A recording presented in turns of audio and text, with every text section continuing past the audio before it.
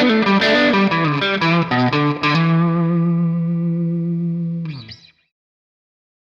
you to all of you for joining, because today we're going to discuss all about money. Just wanted to understand, how do you guys perceive money in your own personal lives? Yeah, hi. I've been in stock markets for more than two distinct decades, and here I've seen a lot of this people actually make money, but actually also lose money. This is what has this thing taught me, that how how this thing how this thing careful you need to be about your money.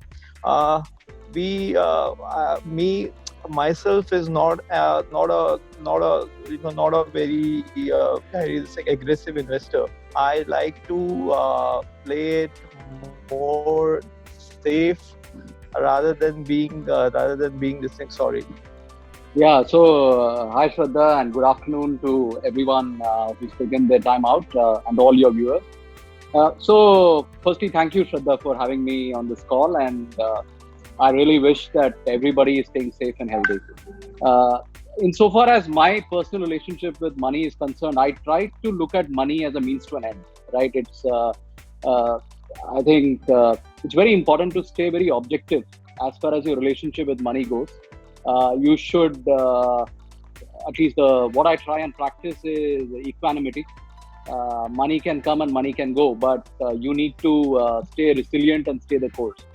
And the principle that I personally subscribe to, which I also share with our customers as well, is the discipline of asset allocation. I think finally, if you look at businesses, the key decision is capital allocation. As far as an individual is concerned, it is about asset allocation. So if you are very clear about that principle, it holds you in good stead for times to come. So that's the way I view my personal relationship with finance at the outside. Thank you. Thanks, Satheesh. Rohan? Hey, Shradha, thanks. Thanks for having me here. And yeah, like Satheesh mentioned, hope everyone's staying safe. On a lighter note, I think my relationship with money, I'd say, is every day I wake up thinking I'm going to achieve this, and then that milestone just keeps getting deferred even further.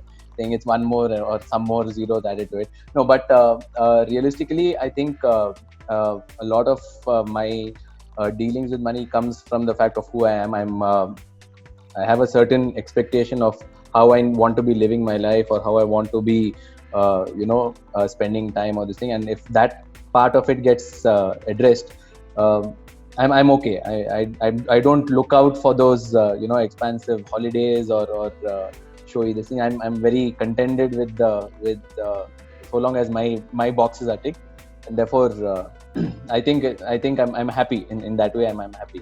What should we be doing to ensure that we have less stress and we manage our finance in a very optimal way? So Shradha, I think at least in my lifetime, it's fair to say that I've never witnessed this kind of anxiety.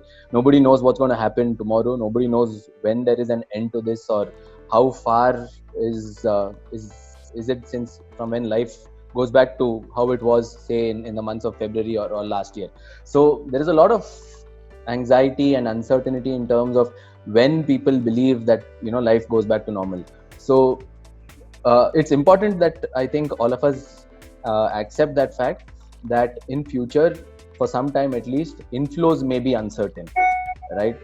We've a lot of us, I think, especially those of us who've worked for the last, say, 10-15 years, we've probably gone through a small recession in 2008, but never where we feel that there is an absolute uncertainty in terms of what happens next. So in that sense, I think this word has been dropped quite a few times, unprecedented. This is one of such events. So what do people do with in a situation like this? I think you mentioned one part. It's the safest and the easiest thing to say is that you've got to save more. Cut out on all those discretionary spends. Be very, very choosy about what is it that you want to do, what is it that you should avoid, things like this. And I think the lockdown has, if one takes a deep look at that during the lockdown, you might realize that there are quite a few spends which you can do without. It's thought as that, okay, weekends have to be uh, spent in a certain manner, or celebrations have to be in a certain way. The lockdown has taught us how life can be different. So I think we need to look at the saving part of it very, very seriously. More importantly, I think the more you save, the longer the runway in terms of tomorrow. If this situation continues, it means that you are that much more in a better position to kind of weather this storm. Second thing, Shraddha, I think it's good that you asked this question, because I would sincerely ask people to meet their insurance commitments. There are especially medical insurance. You never know when tragedy can strike, and the last thing you want is if a medical emergency hits and sets the whole family back. So please definitely keep in mind that you meet your medical insurance commitments. Avoid loans, avoid taking loans for now. Maybe Satheesh may not be happy with this, because then that's against the Axis Bank thing. But all I'm trying to say is avoid whatever additional outflow one can avoid for this moment, because in a very, very simplistic manner, if I'm looking at life as a P&L, my inflows are uncertain. I've got to control my outflows and not add to it.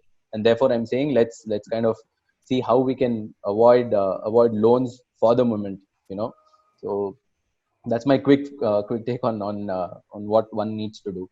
When I was in school, senior school, we saw the Harshad Mehta scam happening. I mean, just early days when I was just beginning to learn a little bit about finance, I saw, it's a scammy world, right? Then I remember when I was in business school, the key lesson was the Asian financial crisis. So to get into my first banking job with Citi, I was grilled on the Asian financial crisis, saying what really led to it and what do you think we should learn as a country. By the time I passed out, then we had 9/11 happen, right? Then we had 2008, the mother of all global financial crises that we have seen in our careers.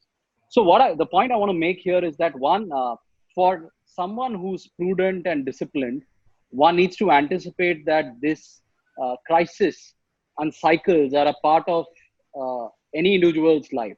So I think it's very important to get that context setting. And you said for young people, I think if somebody is really young and starting out on his career, it's great that he's having this lesson very early on, because it's hopefully going to make him or her very resilient for the times ahead. And I think the other point I'd like to make, part B of this question, in terms of what should be the right course of action. The right course of action is very individualized. I would say that people, there is a pyramid out there. Shraddha, as you know, I look at the affluent side of the business for the bank, but I also look at the emerging affluent and so on, all the way up till the ultra HNI. But what I see is that, there is this data which was brought out, which said 92% of India's population net worth is just about $10,000, which is 7 lakh rupees. So yes, India is a very young, developing country. So I think the habit of savings has historically been imbued in all of us.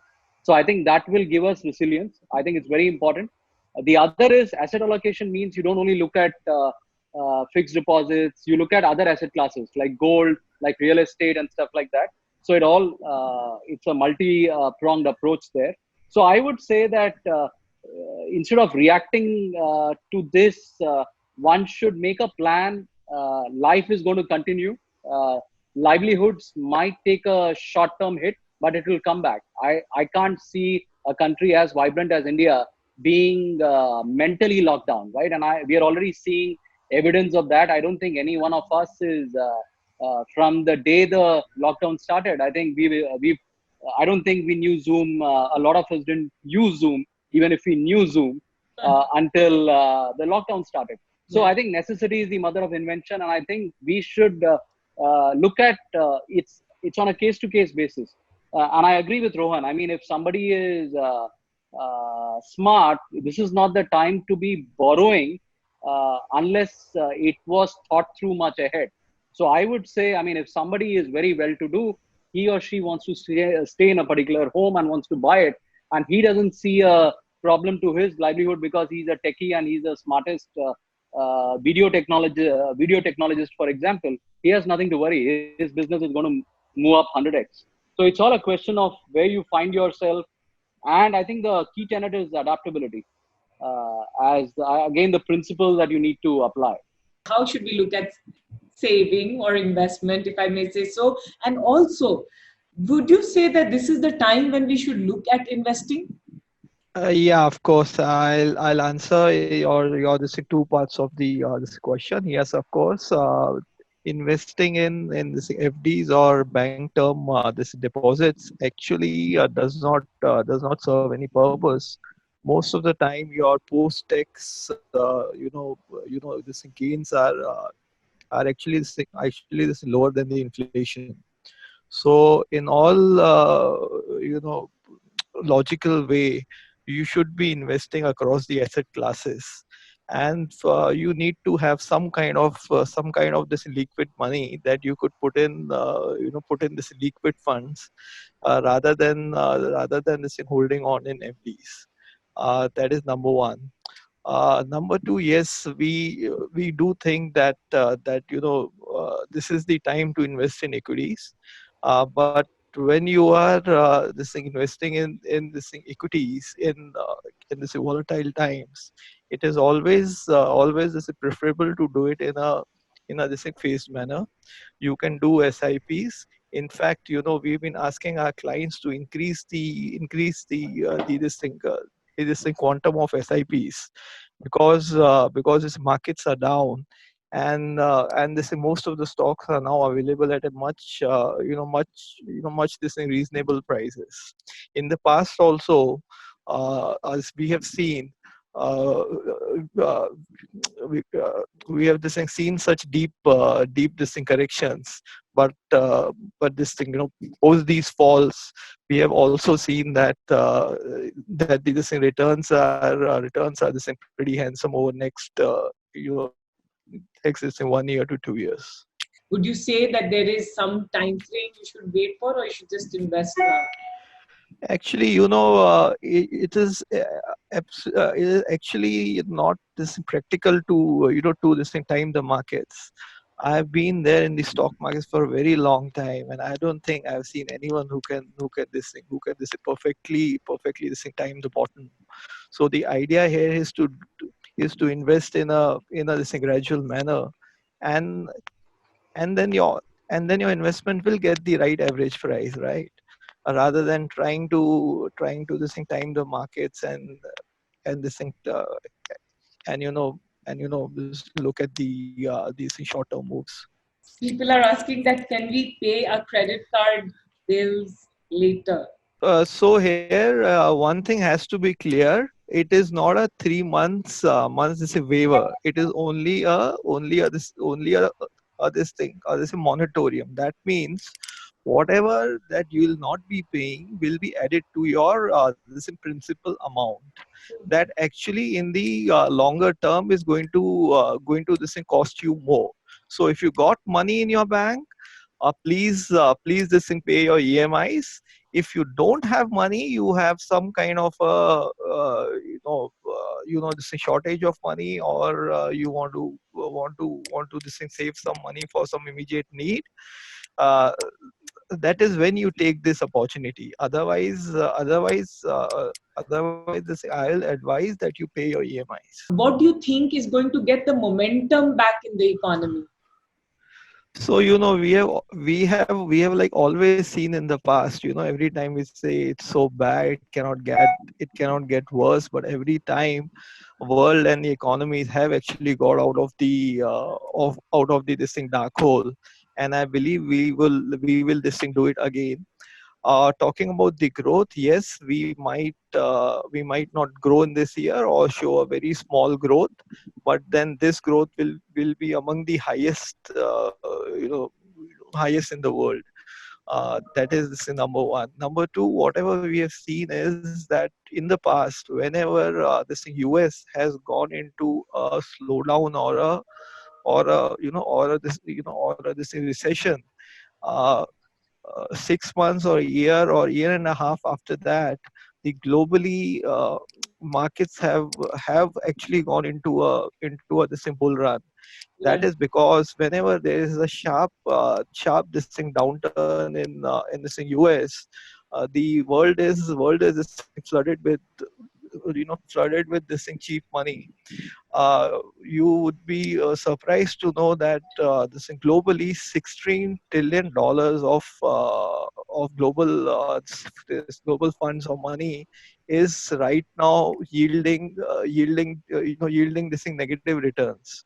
So this once you have some this sense of stability, the spread of the virus gets this thing controlled. Government and the RBI in India is also doing, this thing, playing their part in bringing down the this thing cost of funds, in helping SMEs, in helping the poor and this thing, and this weaker sections. So we this thing believe that the this thing economy after a bad year, this year 2020, you will have a substantial improvement in the economy, economy this thing next year, because of all the this thing cheap money available, all the this thing policy actions, and also the this thing low base effect that we'll have. So this we are optimistic, and if you need, as a this equity investor, you always this need to be optimistic. If one has to look at asset allocation, what do you have to say right now about gold? What do you have to talk about real estate? How should one look at different things? And if you can give us quick tips on this. Okay, quick tips. Okay, first quick tip, Shraddha, is I know fixed deposit seems to be particularly pilloried now, but I have a contrarian view, which is that I mean, just think about it like x-axis is risk taking, y-axis is return, right?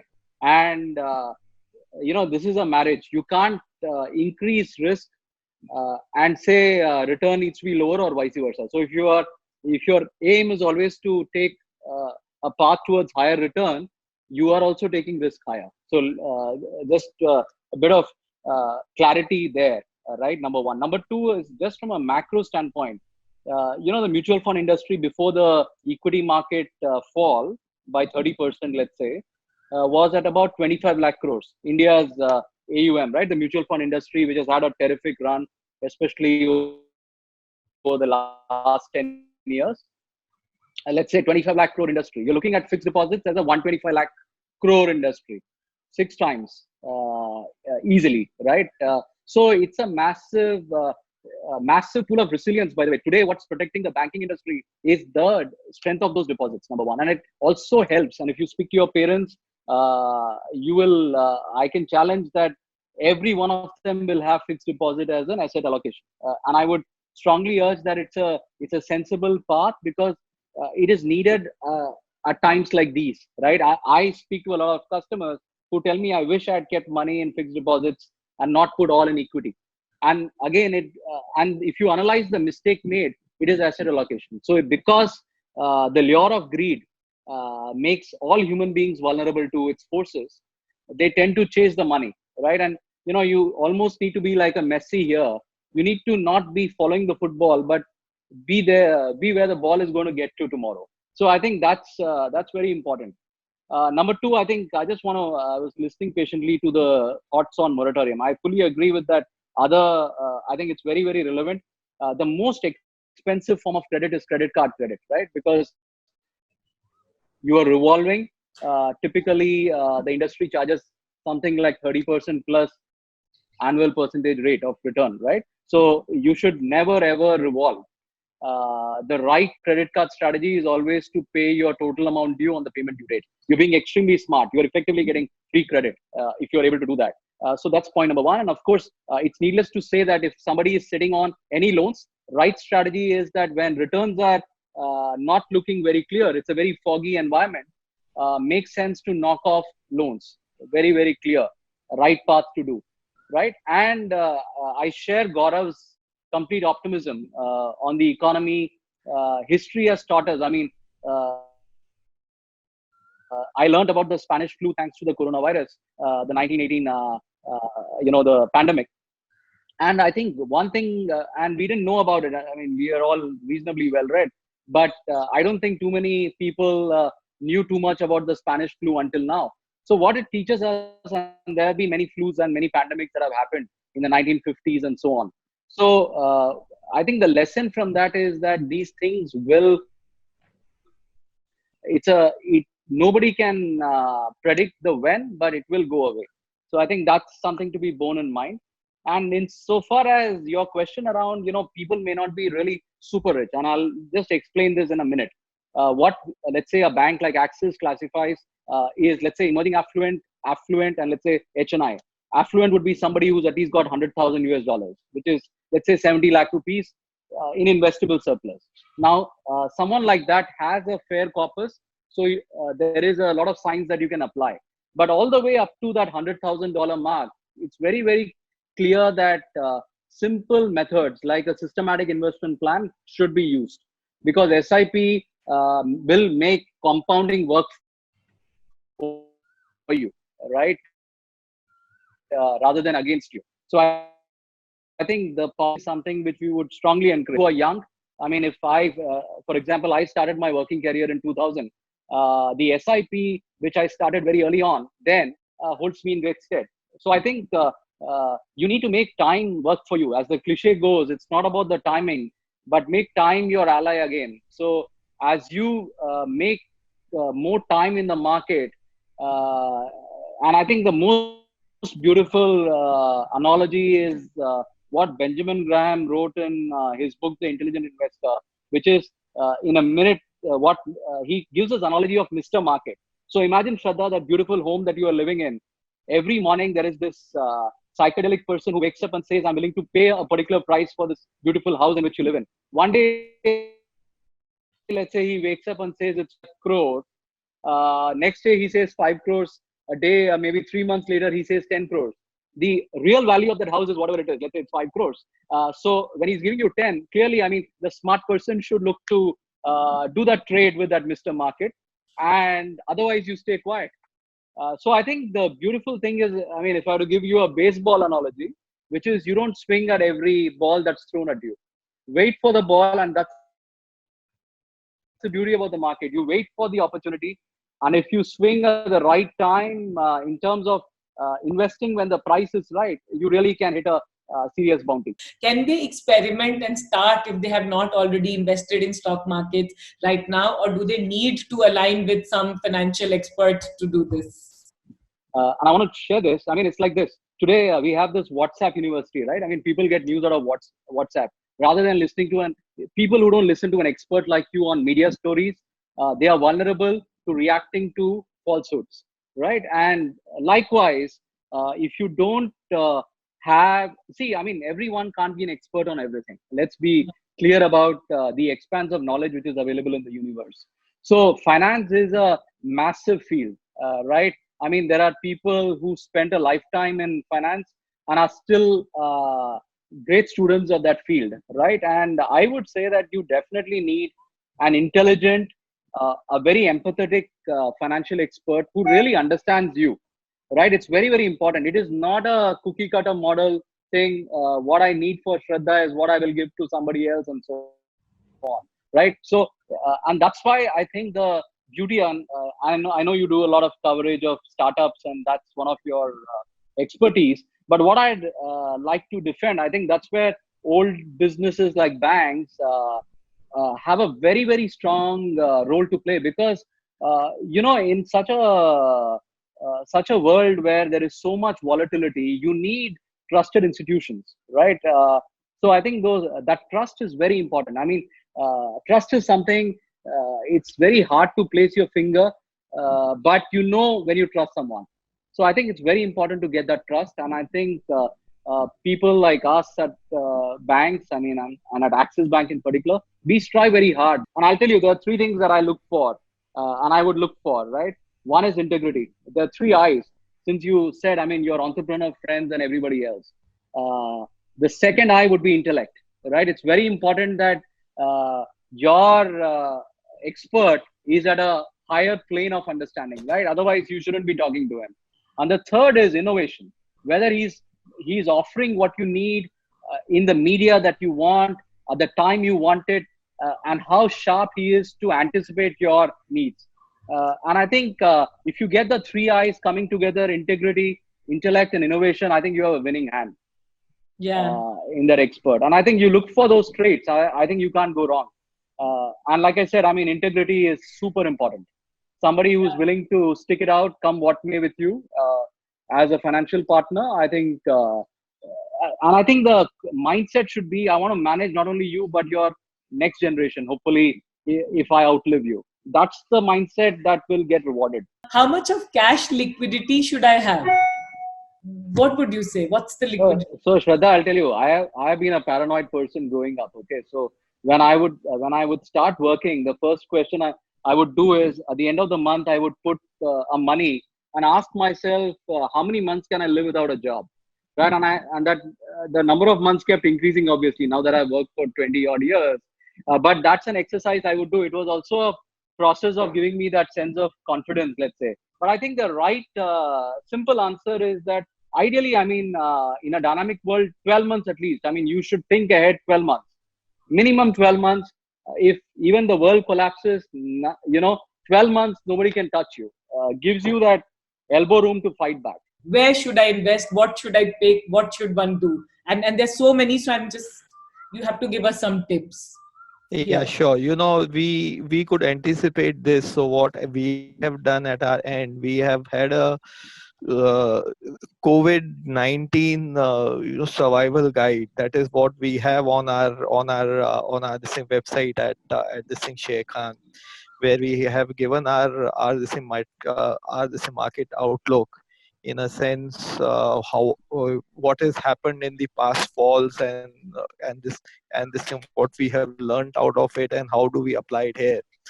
Apart from this, we have built some model this thing folios, which are extremely interesting.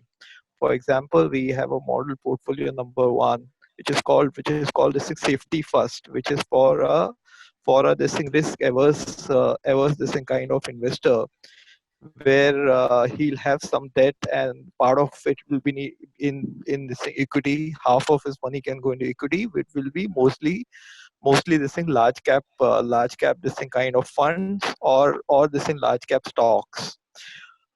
This is a very good kind of a profile who's got kids, who's got near-term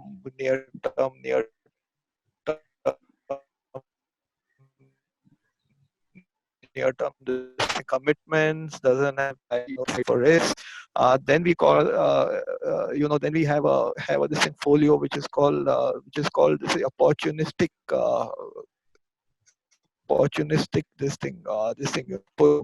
which is what is this is suitable for the millennials who are willing to take risks, who are willing to accumulate into high this thing beta stocks in this fall. By high this thing beta stocks, I mean these stocks actually fall more when the markets fall, but they also this thing rise more when the this thing markets this thing go up. But that this thing does not mean that they are low this thing quality stocks. So this is the kind of stocks which young aggressive millennials can buy.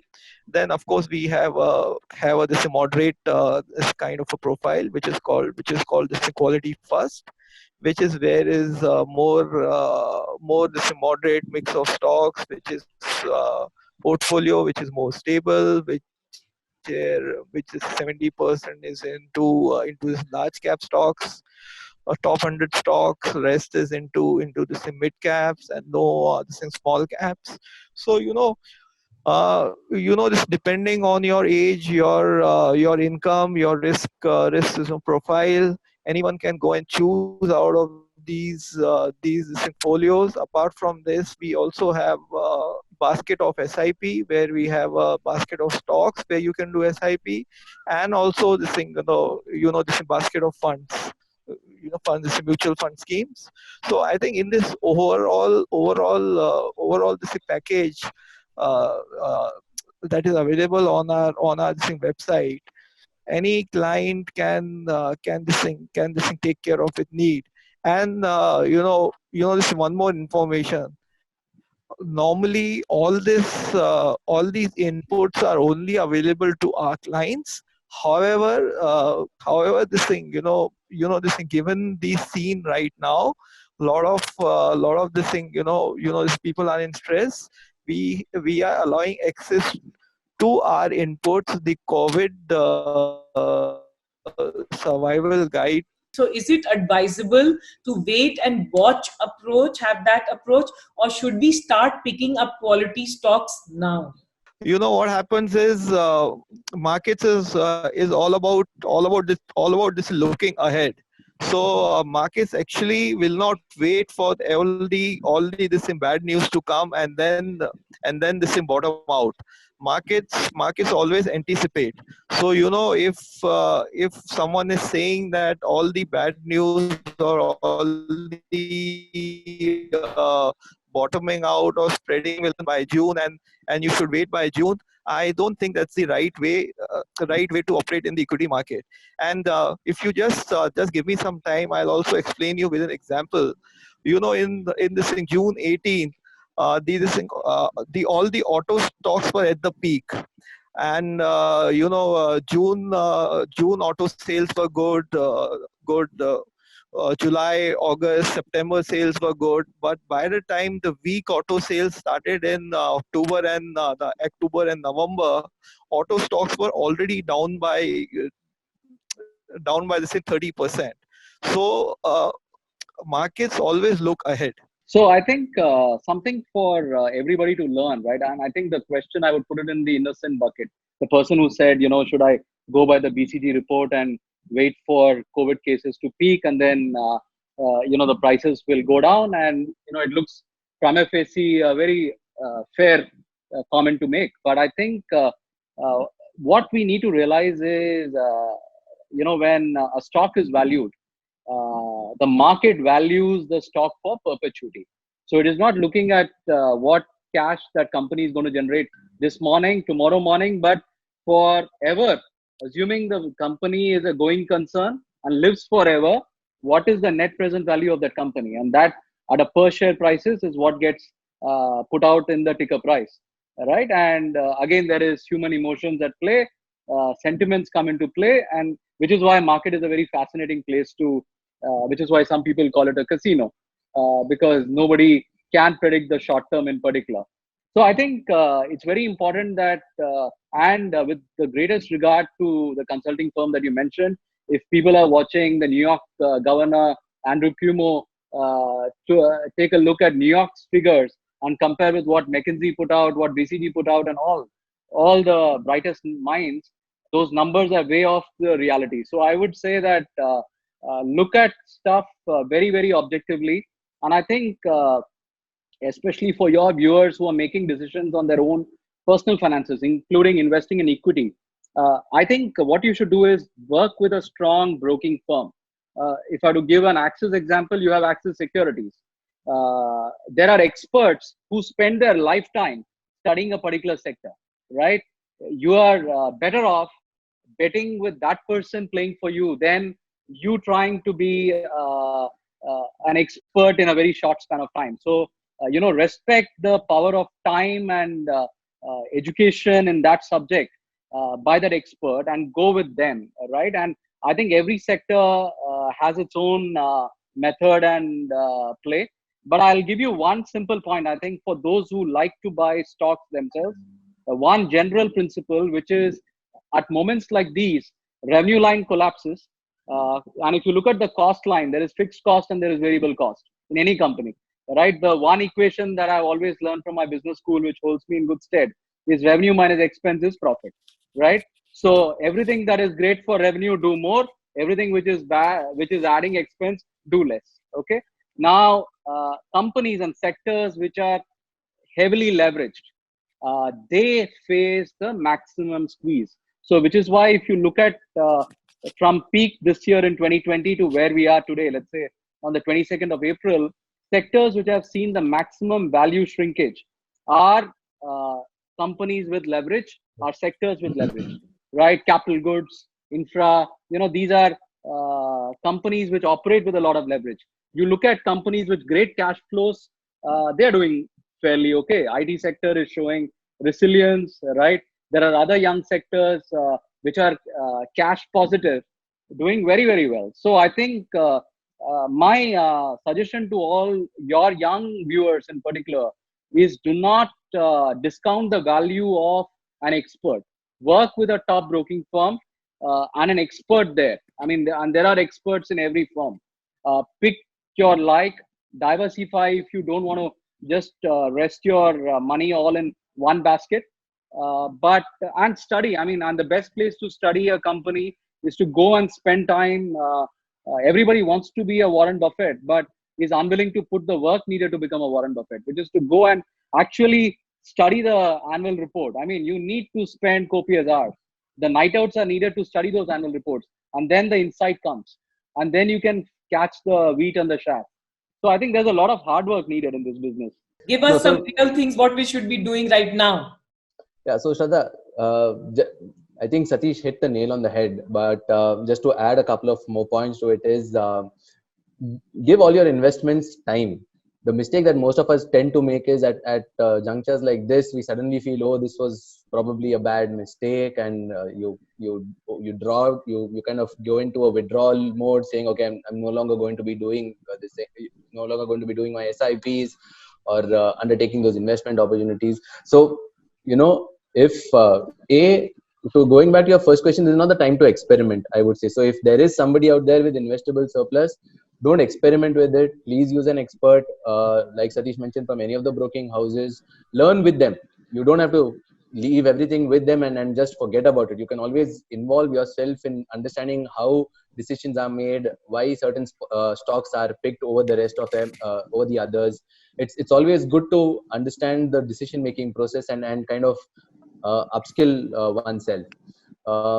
Number two, once those investments are made, give it time.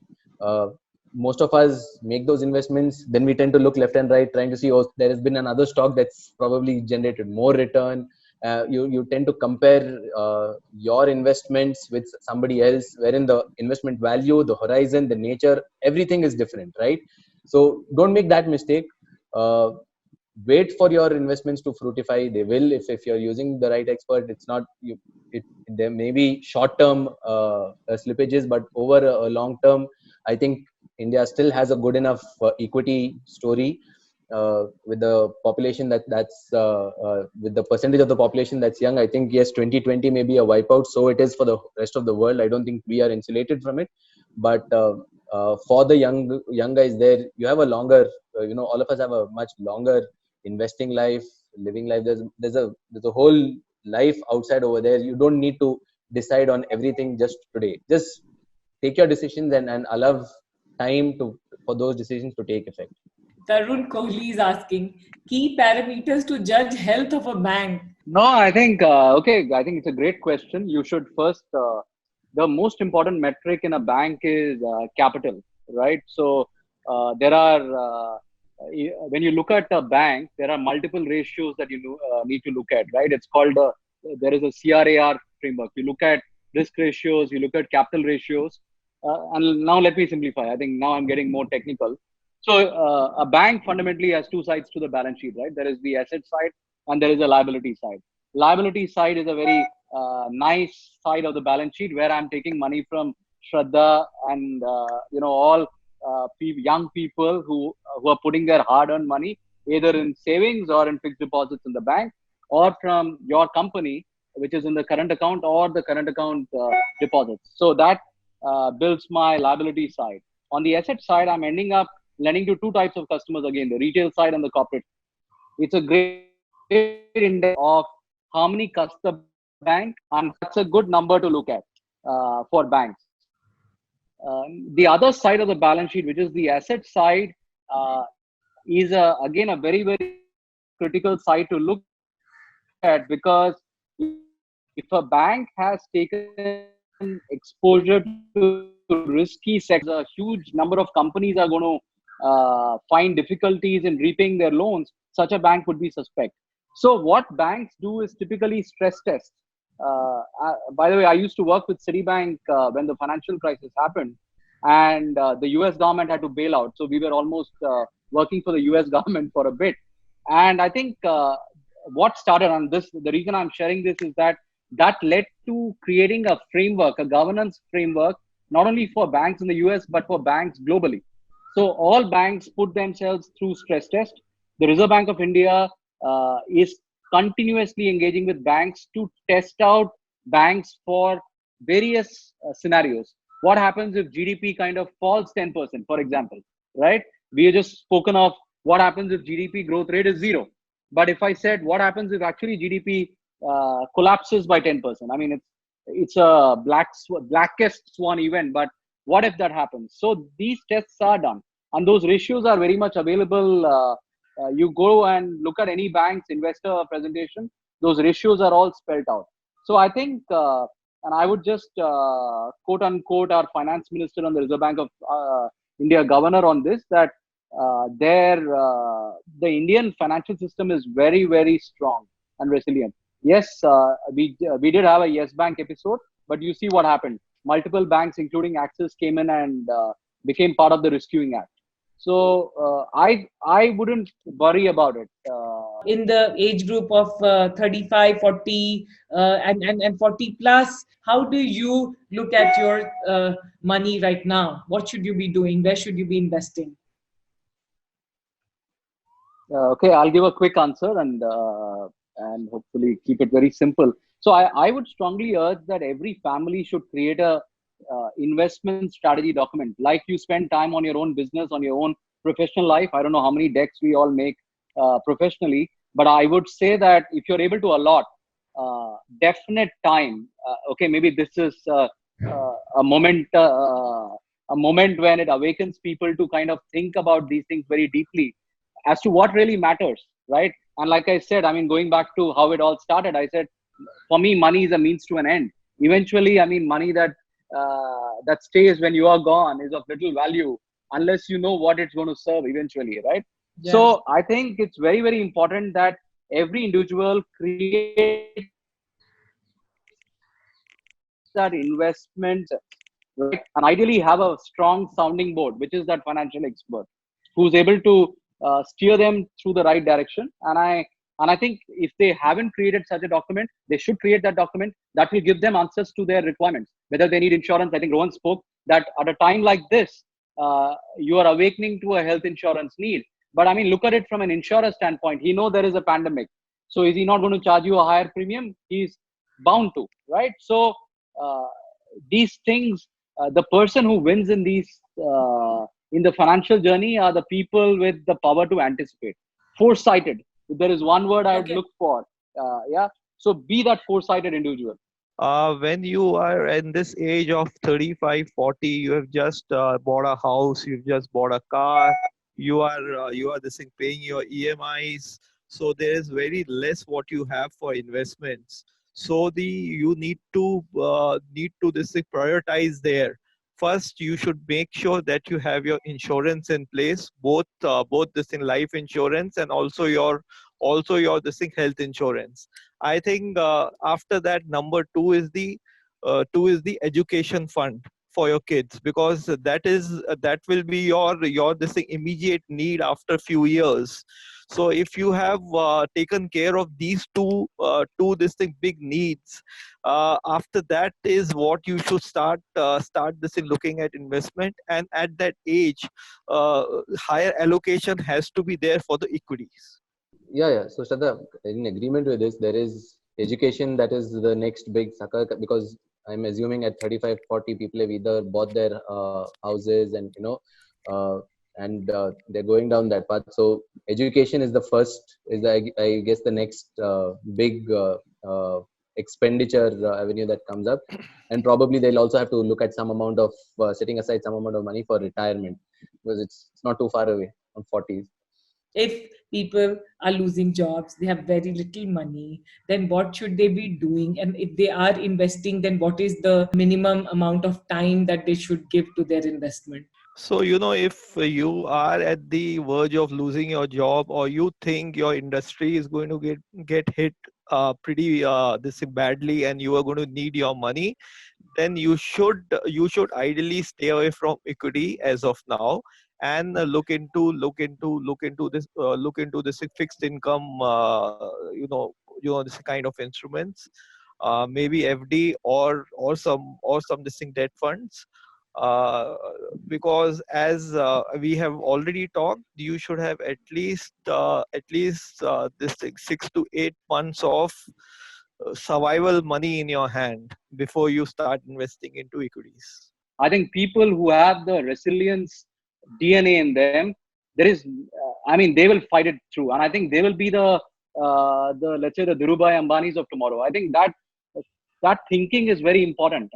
I would urge you to be that force of good and communicate that to your viewers.